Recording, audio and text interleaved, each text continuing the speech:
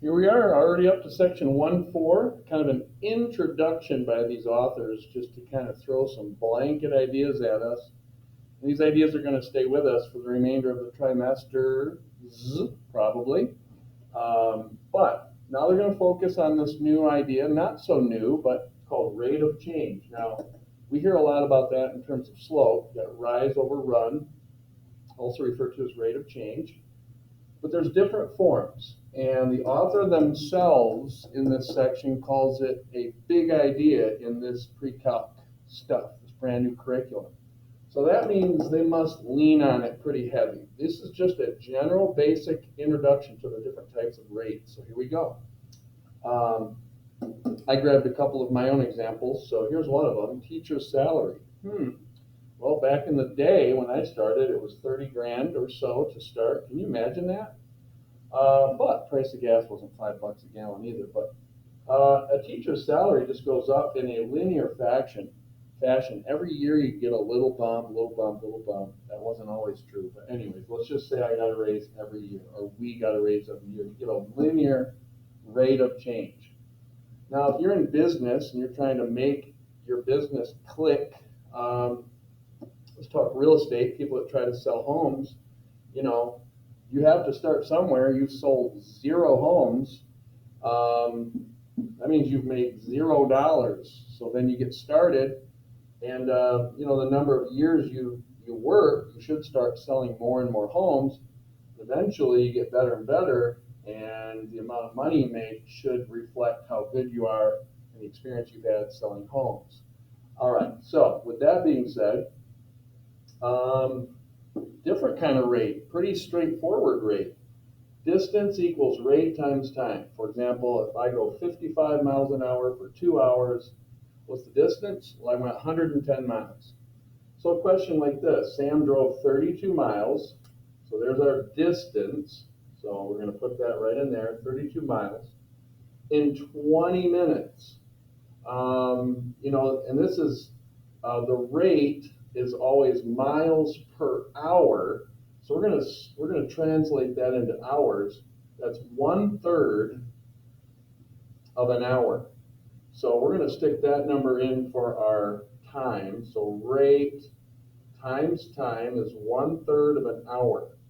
And so now to solve for hour, we're gonna multiply by 3, And so this guy was going 96 miles per hour. And I made this problem up just out of nowhere. So didn't mean for Sam to be such a crazy driver. But maybe he's in Germany at the Autobahn. So a different type of rate, just a straightforward miles per hour. A little bit more coming at you. Okay, so here's another one. Looks intimidating, but basically you've got this idea of the rate at which you fill a tank. So they're going to give you problems like, here's a big old tank. They'll give you the amount of gallons. It could be 100,000, 10,000, 75, doesn't matter. But they're going to give you this little equation. It fills at a rate of 0.75 T, we'll talk about that in a minute, gallons per minute. So right now they're telling you that every minute, T equals number of minutes. So you got to get out your math goggles to pull that out of there. And then it says sketch a graph. Well, kind of connected to the teacher's salary example versus the real estate agent's hopeful parabola. Kind of an exponential rise. What's going to happen here? Well, 1 minute, 0.75, 2 minutes, 1.5, 3 minutes. Get the idea. Couldn't do my math in the head. Did you catch me? So anyways, that's a linear equation. Now this isn't perfect, but they just said sketch it. So I'm going to go like this, and like this. You can see this is 10,000, so it'd be awfully flat. It's going to take a long time to fill that big old tank. Now they're going to ask us some specifics. How much after 10 minutes? Well, that's 0.75 times 10, that'd be 7.5 gallons. How about 1 hour, 20 minutes? Well, remember, T is in terms of minutes. So this would be 60 minutes, that's what 1 hour is, plus 20, at be 80. So I go 0.75 times 80. 8 times 0.75. Get a better marker here. Let me just get my calculator out, guys. All right, so I should have been able to do this because 0.75 is 3/4. So I could have just went 3/4 times 80. 4 goes into 80 20 times. 20 times 3 is 60. So it's 60 gallons. And then it's got this funny little instruction. It says, what's the summary statement? Well, the summary statement is kind of like the equation. What equation are you using? Well, it's right here, but that's an expression. So they want you to come up with a summary statement. So I'm going to come up the amount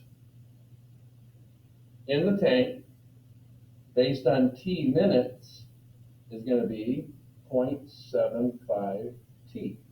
Now you could have used volume, you could have used gallons, but it doesn't. That's generally what they're digging for right there.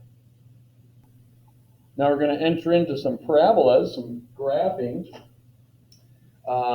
Again, you guys, pre-Calc A, we really hit this hard with the new curriculum in Algebra 2, but you guys have the old Algebra 2, I think, especially the first year of this pre-Calc A. So having said that, I really want to lay the foundation for you here. Years down the road, students are going to see this and they're just going to be used to it. So forgive me if I go overboard on this teaching, but here we go. Y equals x squared. If we actually put some stuff in here like -3, -2, -1, 0, 1, 2, 3, follow it by squaring it, 9, 4, 1, 0, 1, 4, 9. Plot all those points. You'll just have to trust me. They'll look like this: 0, 0, -1, 1, 1, 1, and then 2, 4, and then 3, 9. And you get the idea? That's what y equals x squared looks like. This is called the parent function. And any little changes to this, like this or that and this, and you know, these are all based on our understanding of this parent function. So we're going to move this relative to the changes made here. So what in the world does this x minus 2 do to that graph? Well, there's a lot of ways I can show you, but I'm going to just show you Desmos here in a second. I'll explain what that is in a sec. All right, so I'm going to walk away from this screen, but as you can see, I'm on Desmos.com. You can look right up there at the top of the screen there. I'm going to show you that I typed in y equals x squared. See, I only have to type in x squared. But now I'm going to go over to the computer here, and I'm going to type in y equals the quantity x minus 2 squared and see what happens. Give me a second, and here we go. I'm going to go underneath that and type in quantity x minus 2 squared. And I want you to notice what happened. So if you look, x minus 2, I don't know if you can see that or not. Yeah, you can. I would think the minus 2 would move this red parabola left 2. And notice the opposite happens. I'll explain how that happens in just a second. But just understand, x minus 2 moves it to the right. Now I'm going to take the minus out to the plus end, and it's going to move the red one. It's going to be the blue one to the left 2. So let me do that. Give me a second. And here comes the plus. Boom, boom. And just like that, you can see plus 2 went left 2. Minus 2 went right 2. Keep that in mind. That's going to be a common theme during this. All right, so now without decimals, we're just going to do it by hand. So we go like this. We say, hey, our parent function looks like this. X minus 2 is going to move it to the right 2. So you try to do your best job duplicating this. Now what about this? Well, I'm not going to show you decimals, but essentially what we're doing is we're just putting a 2 right here, which means I would be doubling the y's. The y's are going to be going up faster. See, I'm doubling this stuff, but it equals y. So what's going to happen is this now Sorry, I'll put it right here. This too. I'm going to do it in black. I hope the black and the purple kind of, that would be narrower. Now, notice over here I have a 1/2. Now, these are all the rules that you kind of expected to understand, but you haven't practiced them, and maybe you've never seen them. But here's my parent function right there. Maybe that one should be a little bit wider. That one is just from here. One step at a time. X plus 2 is going to move it left 2. So there it is. But then plus 3 is going to bump this up 3. 1, 2, 3. And there would be my final graph there. Now let's try this one. Again, you always start with the parent function. You go one step at a time. So I'm going to save that for last. This moves it left 2. So there it is, right there. This, just like this, will move it up 3. 1, 2, 3. I'm going to make it dotted. But my last step is this. So my y is going to be multiplied. All my values that equal y are going to be cut in half. That means it's going to be wider because the y's don't go up as fast. So get used to that. Play around with Desmos.com and type different things in and just see what happens. Okay, running out of time here for this lesson. But these, you're like, hey, I know what happens to this. I go with my parent function, slide that left 2, and then move that up 1, and then I'm done. Now, why is that so easy? Because this is what's called vertex form. It tells us left 2, up 1. Our vertex, left 2, up 1. This one, quite challenging. Again, I don't know if this was taught to you in Algebra 2. It is now with the new curriculum.